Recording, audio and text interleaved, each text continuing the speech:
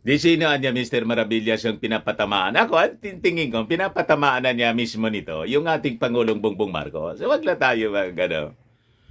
Ang ibig niyang sabihin dito mga kababayan, nakipagkaibigan siya sa ating Pangulo at sumang-ayon siya na mag-vice presidente on condition na siya yung iso-support. Yun ang nasa isip nila.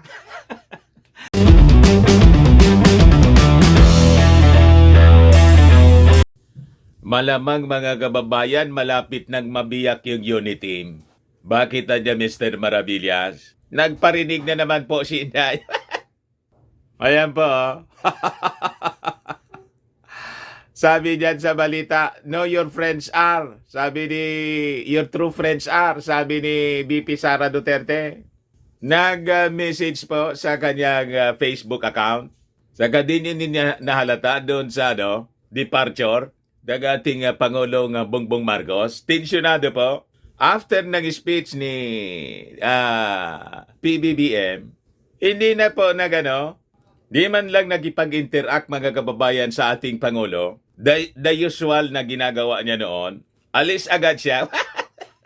Paano ba naman niya Mr. Maravillas, yung ating Pangulo, after na bumaba sa stage, ang unang nilapitan si Speaker Martin Romualdez. At wala man lang anya Mr. Maravillas tumatabi sa vice presidenting mga members ng cabinet. Nag-iisa man lang siya doon sa kanyang upuan.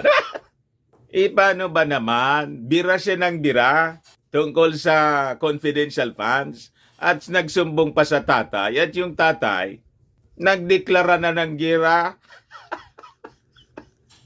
Sino ba naman na members ng cabinet ng ating Pangulong Bongbong Marcos yung magugusto sa ganon? Pero ano niya Mr. Maravillas ang tingin mo? Ang tingin ko po, ang gut feel ko po, malamang hindi na magtatagal, magre-resign na lang si Inday as Defense Secretary.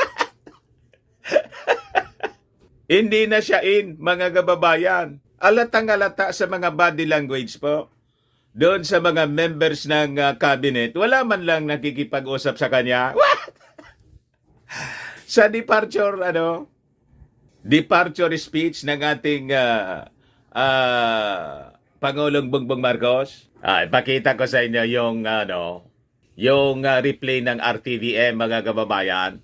But before ko mga kababayan ibigay sa inyo yung full story, click subscribe muna dito sa ating YouTube channel. And hit the notification bell po para lagi kayong updated sa mga kaganapan dito sa ating bansa.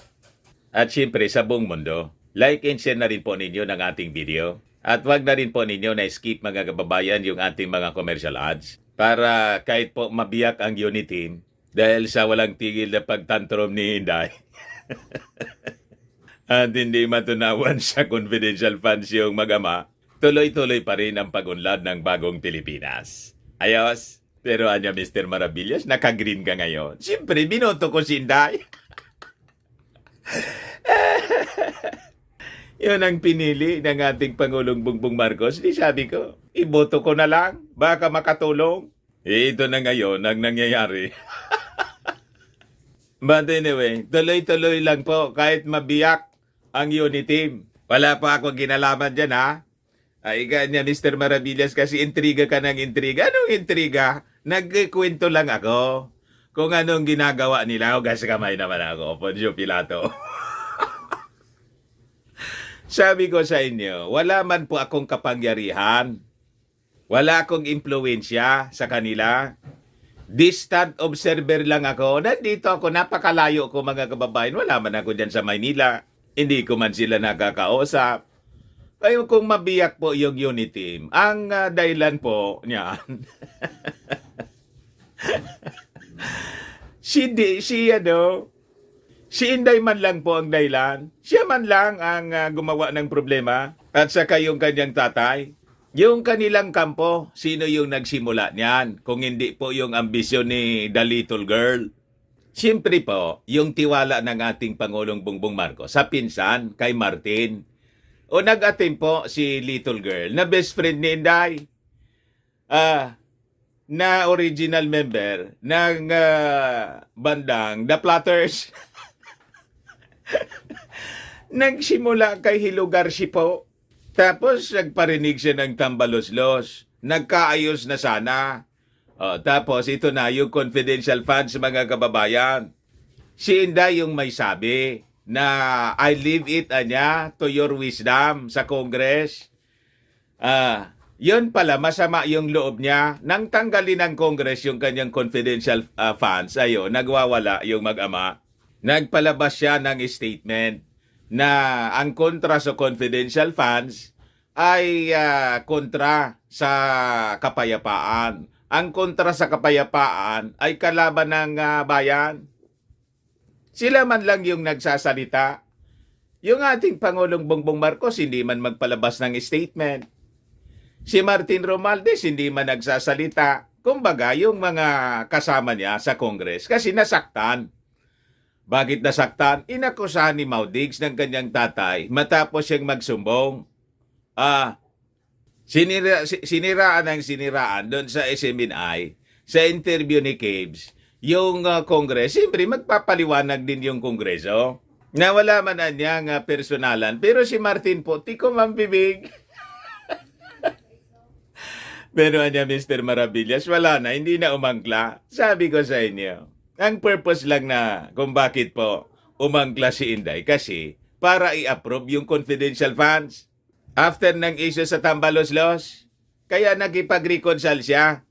Yun man lang po, yun ang reading natin, hindi tayo nagkamali. Nang bawiin yung confidential funds, ayon. Lalo na nagtantrum si Inday.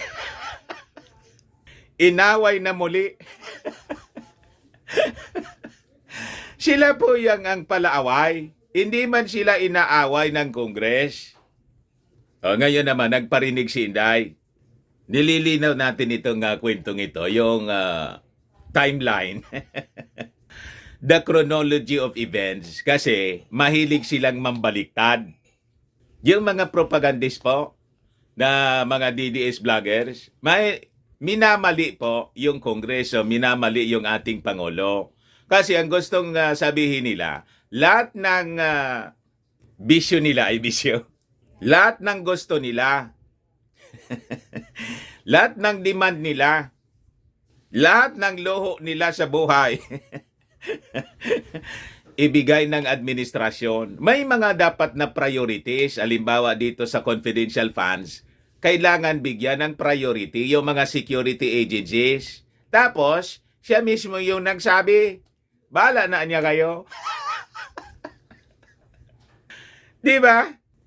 So, pag nabiyak po yung yung tuluyan ng maghiwalay, yung unity, ang rason niyan, mga kababayan, sila. Si Inday, yung mag-ama. Sila ang atake ng atake po. Hindi man po sila inaano. And in fact, sabi ng ating Pangulong Bongbong Marcos, you will be forever my BFF. Siyempre, ang ikakagarantiyan lang naman mga kababayan ng Pangulo, yung personal niya. Kasi yung ating Pangulong Bongbong Marcos, hindi man siya pwedeng magdikta kay Martin. Di ba? O sa feeling ng ibang mga kasama niya, pagdating mga kababayan sa pakikipagrelasyon sa ibang members ng cabinet. At saka siyempre, yung tiwala ni President Bongbong Marcos, buo sa kanyang pinsan. Kasi may masama na silang experience noon. Ilang beses na silang na-traidor. Lalo pa yung best friend mga kababayan ni Inday. Si GMA po ay may talagang records na may masamang reputasyon.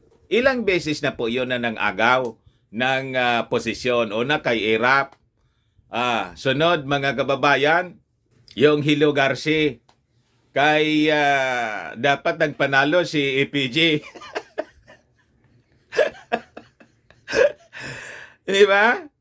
Sunod kay Pantalyon, Speaker of the House. Siyempre, mag-iingat po si President Bongbong Marcos. Ngayon, nag-attempt na naman na booking ng House leadership, na booking mismo ni Martin. Tapos bigla siyang magsabing tambaluslos. O, di ba? So, nasundan na po ninyo yung kwento kung sino yung may problema, kung sino yung mali. O, ngayon, ito na, nagparinig na naman. Ayan po. No, who your true friends are, sabi ng Vice Presidente. Di sino niya, Mr. Maravillas, yung pinapatamaan? Ako, tingin ko, pinapatamaan na niya mismo nito, yung ating Pangulong Bongbong Marcos. So, wag na tayo Ang ibig niyang sabihin dito, mga kababayan, nakipagkaibigan siya sa ating Pangulo at sumang-ayon siya na mag-Vice Presidente on condition na siya yung iso-support. Yun ang nasa isip nila sa lahat ng bagay. Lahat ng demands. Pagkatapos ngayon, feeling niya, binibitawan na siya ng ating Pangulong Bongbong Marcos kasi nagdesisyon po yung Kongreso, hindi man lang po nagsasalita tungkol sa confidential funds yung ating Pangulong Bongbong Marcos. Hindi pinagsabihan si Martin na, Martin, bakit tinanggalan mo ng confidential funds? Yun, mga kababayan, ang nasa isip ni Inday. Reading ko man lang po. Tingin ninyo, tama yung aking analysis? Kaya ito, nagsabi si Inday, no, your true friends are. At saka, kay Martin, sa magpinsa dito patungkol, mga kababayan, patama, kanino pa man. So bakit naman, mga kababayan kasi, sasakluluhan siya ng ating Pangulo na hindi nga siya nagsasalita sa walang tigil na atake ng kanyang tatay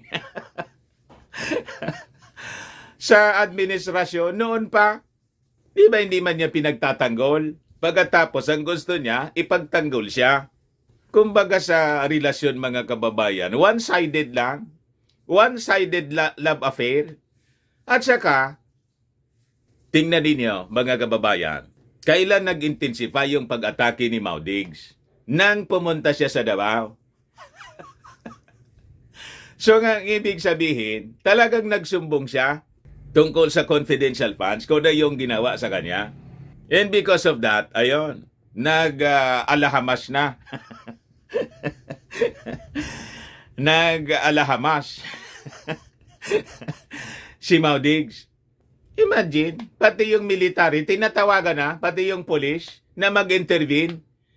Short of calling for, an uprising, siyempre, tatabang po yung administrasyon ng ating Pangulong Bongbong.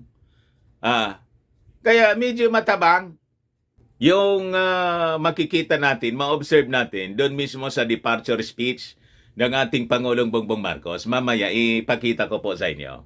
Pero in-acknowledge siya, una siya in-acknowledge ng ating Pangulo, sunod si Martin.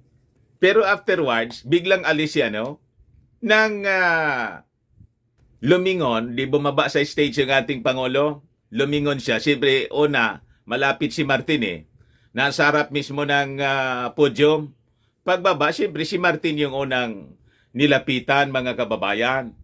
Afterwards, nang lumingon yung ating Pangulo, napansin niya siguro, papaalis na. Biglang talikod si Inday.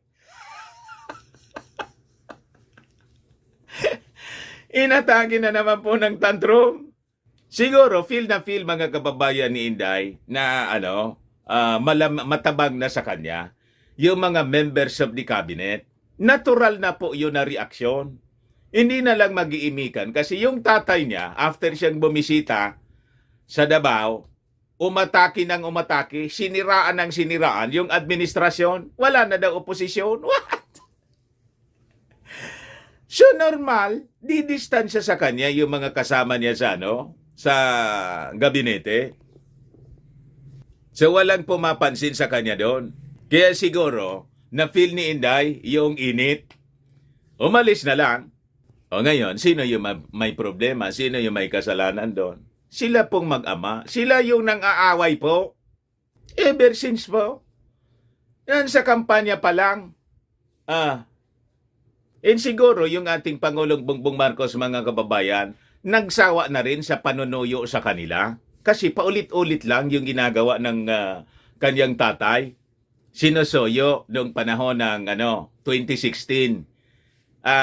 Nag-apply sana. Gusto niyang tumakbo as Vice President ni Digong. Kinuha po, dilawan na si Alan Peter Cayetano. Nag-attempt, mga kababayan, yung ating Pangulo na suyuin siya ngayong eleksyon, last presidential election. Linagyan ni Maudigs ng kalaban, si Bongo. You see? At siniraan pa yung ating Pangulo na weak leader niya.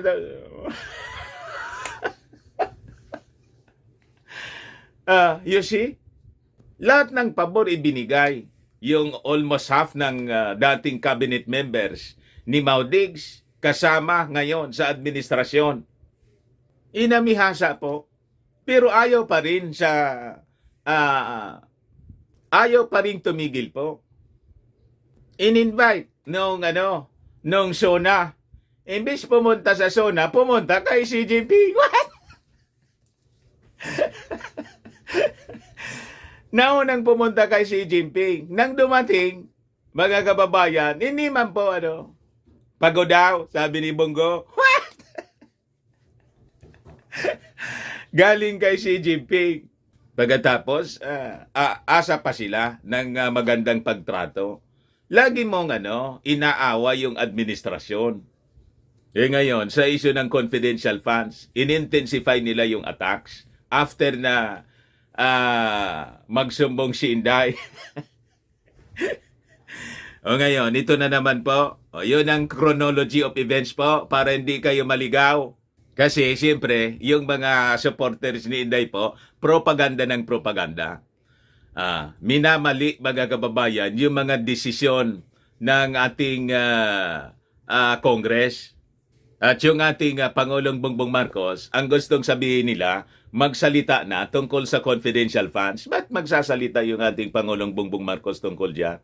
Na tama naman yung desisyon ng Congress. Di ba? Gaya ito po ang parinig ni Inday na naman. Hindi kasi makaprangka.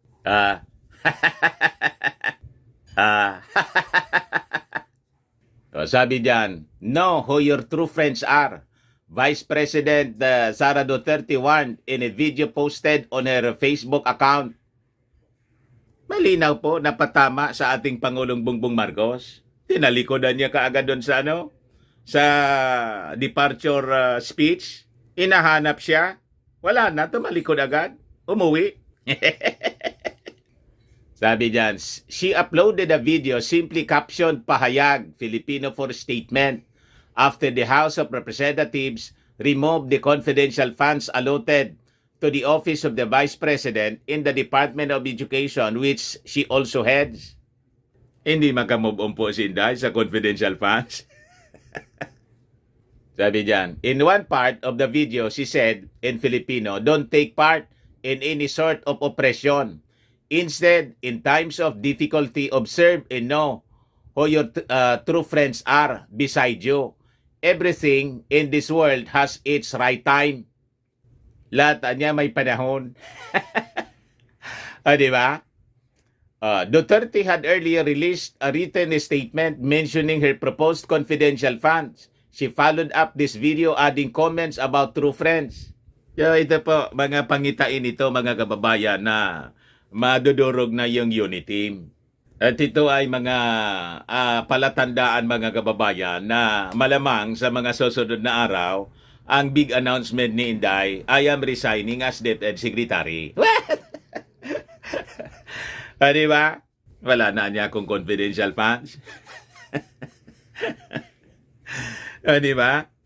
In a video, Duterte also recited again in Filipino a Bible verse from the book of Ecclesiastes, chapter 3, verse 1 to 8. Sabi niya, for everything there is a season and time for every matter under heaven, time to be born and time to die, a time to plant and a time to pluck up what is planted, time to kill and a time to heal, a time to break down and a time to build up, time to weep and a time to laugh, a time to mourn and a time to dance, a time to throw away stones and a time to gather stones together, a time to embrace and a time to refrain from embracing. Sakto po, kaya wala nang angkla-angkla. Yung time, mga kababayan, ng pag-angkla ni Inday kay Martin para i-approve ng Congress yung confidential funds. nang i-disapprove, mga kababayan, bawiin ng Congress at time to refrain from angkla-angkla. Tama po ang reading natin. Napakalinaw ng mensahe ni Inday. Anong hindi ko malaman na Bible believer po ako. Yung Ecclesiastes, lagi kong nire-recite yan. Ano pa dyan ang sabi sa Ecclesiastes? Time to seek and the time to lose. Ayan. A time to keep and the time to throw away. Time to tear and the time to sue. A time to keep silence and the time to speak. Kaya sigan daldal nila. A time to love and a time to hate. A time for war and a time for peace. Kaya yung kanyang tatay, nag-declare na po ng gira na parang yung Hamas. Biglang umatake. Siyempre, yung Israel po magdi-defend because Israel has the right to exist. Di ba pa? Malinawan niya, Mr. Maravillas, yung mga readings mo, mga basa mo sa galawan. May gift of discernment po tayo from the Holy Spirit. Pakinggan po natin, mga kababayan, yung statement ni Inday sa kanyang Facebook account. Parinig ko po sa inyo. Yung mga parinig. Naiintindihan ko ang inyong pagkadismaya at galit hinggil sa mga issue tulad ng pakikialam sa budget at usapin ng confidential fund. Ang mga hamon sa pamumulitika ay maliit lamang kumpara sa mas Politika matinding daw sa kanya pagsubok yon? sa ating ekonomiya bilang epekto ng posibleng paglaki ng tunggalian ng Israel at Hamas at tumatagal na digmaan sa pagitan ng Ukraine at Russia. May oras para sa lahat at hindi ito ang panahon ng paninira at pamumulitika, lalo na malayo pa ang susunod na halalan. Sila para po sa ang pagkapangulo. namumulitika. Huwag kayong sumama sa anumang uri ng pang-aapi. Sa halip, sa mga oras ng kagipitan, magmasid at magkilala kung sino ang tunay na mga kaibigan na nasa inyong tabi. Ayon. Lahat ng bagay sa mundo ay may kanya-kanyang panahon. Yan po, mga kababayan, yung mensahe ni Inday. Lahat daw ng bagay sa mundo may kanya-kanyang panahon. So I think, malapit niya yung panahon na si Inday po ay mag-announce, I am resigning as DepEd Secretary. Siya man lang po ang dahilan ng lahat ng ito. Silang mag-ama at yung kanyang mga followers. Napaaga yung politika eh. Umambisyon agad. Si Martin po, hindi man po. Trabaho lang. Sub-sub sa trabaho si Martin. Yung ating Pangulo, sub-sub sa trabaho po. Nandun na po sa Saudi ngayon. Nakasecure na naman po ng 120 million business deal sa Saudi Arabia. Oh. Yung ating Pangulo. Yan po. Busy sa trabaho si President BBM. Si Inday po ang busy sa politika, sa confidential funds niya. Pero yung Pangulo po, trabaho ng trabaho, pati si Martin. Si Martin po, tulong ng tulong doon sa mga 4 na pala po yung namatay. Tulong ng tulong po sa mga kababayan natin, sa families ng mga namatay sa gera sa Israel. Yung mag-ama, sige man lang ang daldal. So yan ang ating Pangulong napakasipag. You see? Yung kapakanan talaga ng ating mga kababayan, yung kanyang inaasikaso. Sabi ng ating Pangulo, this summit will serve as an important platform for the Philippines to highlight the need for cooperation in energy and food security, logistics and supply chains, digital transformation, the free flow of goods, people, and services, as well as the enhancement in production of rights, protection, enhancement and protection of the rights of overseas Filipino workers. Yan ang ating Pangulong BBM. Si Inday, yung lahat na pagmamaktol niya sa confidential funds, yun ang marinig mo. Ito yung departure speech ng ating Pangulo. Tingnan ninyo dito sa picture si Inday. Napakalayo po. Walang katabi siya. Ang unang nilapitan ng ating Pangulo, siyempre si Pinsan, si Martin, kasi pagbaba niya, siya yung nasa harap eh. Pumosisyon mismo si Martin, doon mismo sa dikit na dikit. sa harap. Kaya pag lapit ng ating pagpasok ng ating pangulo doon sa sa area, si Martin yung unang nakita. Siyempre, i-greet mismo si Martin muna at yung mga cabinet members na nasa tabi, si yung executive secretary and other cabinet secretaries. Nasa gitna si Inday, nag-iisa. Then, biniso-beso ng ating Pangulong Bongbong Marcos. Pero, mga kababayan, pag after na mag-speech yung Pangulo, in-acknowledge silang dalawa siyempre. Si Inday, sunod si Martin.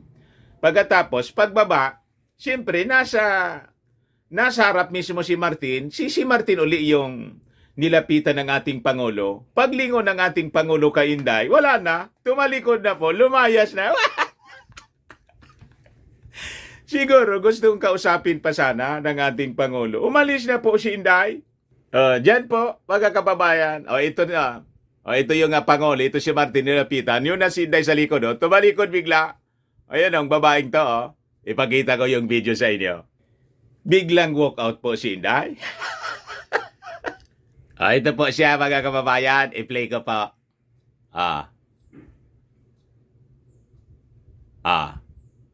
Makikita ninyo dyan. Yung nang nilapitan si Martin Sibrio. Tapos, pinuntan si Inday. Biniso-beso. Ayan. Pero si Inday, mga kababayan, tingnan ninyo. Siya lang yung, wala siyang katabi. Mga kababayan. Nag-iisa lang siya doon. Sa nag-iisa lang siya dyan. President Inday, members, Romualdez, members, ayan in-acknowledge ng ating Pangulo. Siyempre.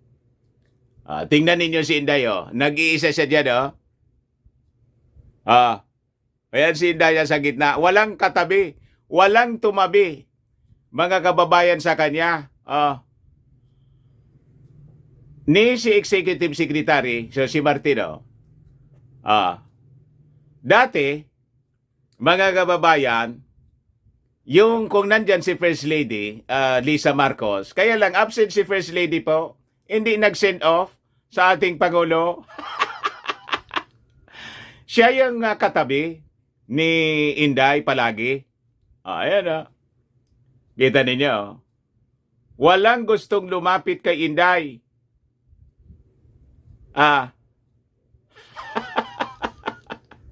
Kita ninyo?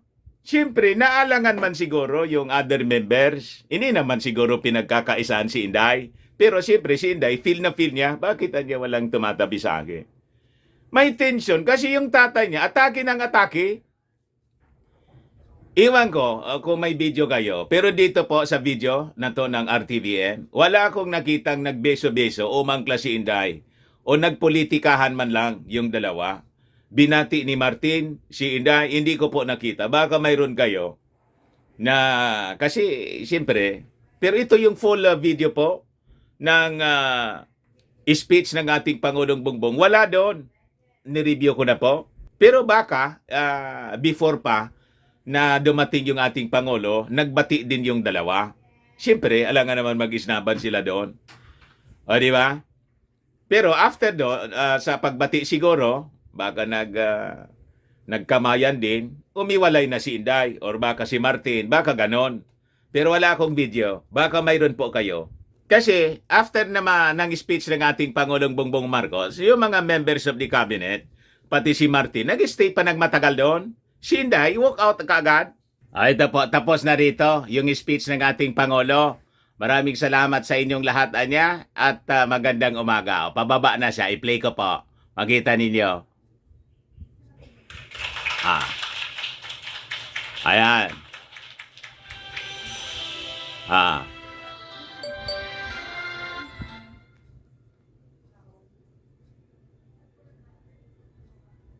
Ayan. Tingnan ninyo.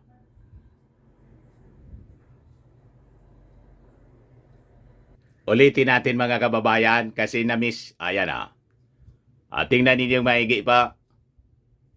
Biglang alis si Inday. Paglingon ng ating Pangulo, wala na si Inday.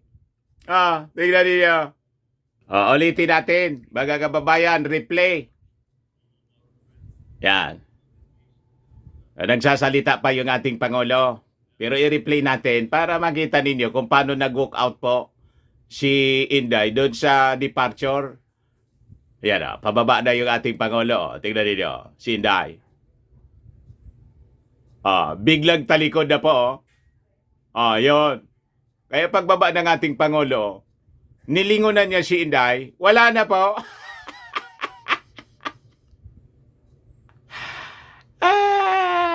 Nag-stay pa yung ating Pangulo. Para siguro, feeling ni Inday, sinisilaban siya doon. Nag-stay pa doon. Nag-interact pa with the cabinet members. Di ba? Matagal pa.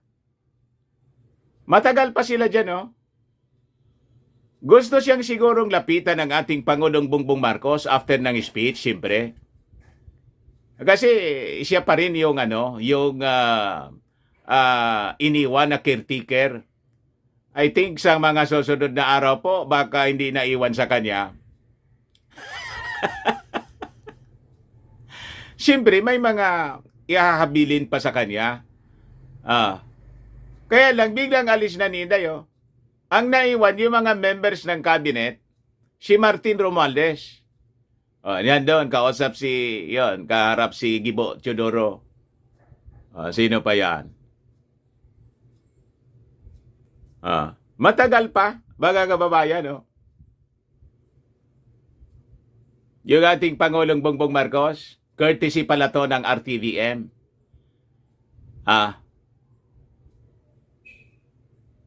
Matagal pa sila na nag-usap-usap, interacting with the members of the cabinet. Pero si Inday po, umalis na. Lumayas na. Pagkatapos, ganun yung mensahe niya na know who your true friends are, sabi ni Inday. Di ba alam na this? Alam na this, Mr. Maravillas. Pero Mr. Maravillas, parang tuwang-tuwa ka. Hindi man tayo natutuwa sa ganitong sitwasyon, mga kababayan. Masaya lang lagi tayo. Kaya lang, pag halimbawa, diretso nang nabiyak, nagkahiwala yung unit team po, alam na ninyo kung sino yung may problema. Sino yung nagsimula. Di ba? Ang malinaw po, hindi po yung magpinsan. Hindi yung Marcos, hindi yung Romualdez. Sino Mr. Maravillas? Kailangan pa bang i-memorize yan? Sabi ng Lab Radio. Dahil sa confidential fans. O baka lang gusto ninyo po itong i-try. Firmax Firming and Lifting Cream. Pinapahid po sa mga pulses in affected area. Mainam po sa paninigas ng mga kaso-kasoan. Ito naman po, Automax Radiant Serum. Sa mukha naman yung application, anti-aging siya po. You will look 10 years younger than your age. Sa mga cancer patients naman po, ayan, try ninyo, Nengxia Red Mix fruit drink. Di man po siya gamot, food supplement siya. Kaya lang, gawa siya mga kababayan sa goji berry. Ang goji berry po, may anti-cancer properties. O ngayon, bukas na po yung grand launching namin ng Colossal Fitness Gym. Ayan po, nakahang na po sa aming gym yung streamer. Kinabit ko na po kagabi. Colossal Fitness Gym Grand Launching. Welcome DILG Assistant Secretary Elizabeth N. Lopez de Leon. Siya po yung aming guest of honor. Naglagay na rin po ako sa barangay. Ayan ng streamer po. Matao dyan palagi. Sa malapit lang sa gym. Ayan po, mga kababayan. Ang buong third floor po, sa rooftop, yung roof deck, occupied namin po siya. Napakagandang building po. Third floor ng Security Bank building. Kita ninyo? Siya po yung endorser. Endorser model. Matao na siya, mga kababayan. Yung business, mga kababayan, during the event sa bukas, tuloy pa rin po. Business as usual po. Ayan po, mga kababayan. Matao na siya palagi. So watch for the grand launching of Colossal Fitness Gym bukas po October 21, 4 p.m. with special guest from Manila, DILG Assistant Secretary for Community Participation, Honorable Elizabeth N. Lopez de Leon, and First Filipina Chess Grandmaster Janelle May Fraina. Yung Colossal Fitness Gym po located at third floor, Security Bank Building, Business Park, Lanco Business Park, Legazpi City, Albay. Look for Gilon Maravillas for inquiries. Siya po yung may-ari. Yan po yung programa, mga kababayan. Yan po ang Colossal Fitness Gym namin. Matao na siya.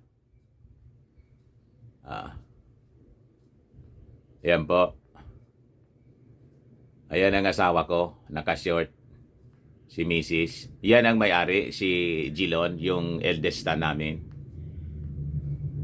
Ito yung office namin po. Tuloy-tuloy ang registration. Si Queenie. Ayan po si Mrs. sa office namin. Napakaluwang ng malawak po. Malaki yung space po. Kami na yung pinakang malaki yata dito sa sa Albay. Ito yung cardio area, pero yung roof deck po, extension namin ng cardio area. Ito yung office namin, di ba, napakaluwang. Pero dadagdagan namin, sayang kasi yung space. After ng launching bukas, bibili kami ng additional gym equipment po sa Manila. Ayos pa. Yun po, mga kababayan. Yun man lang. Maraming salamat. Ako po si Dante Maravillas. Bye-bye po. God bless.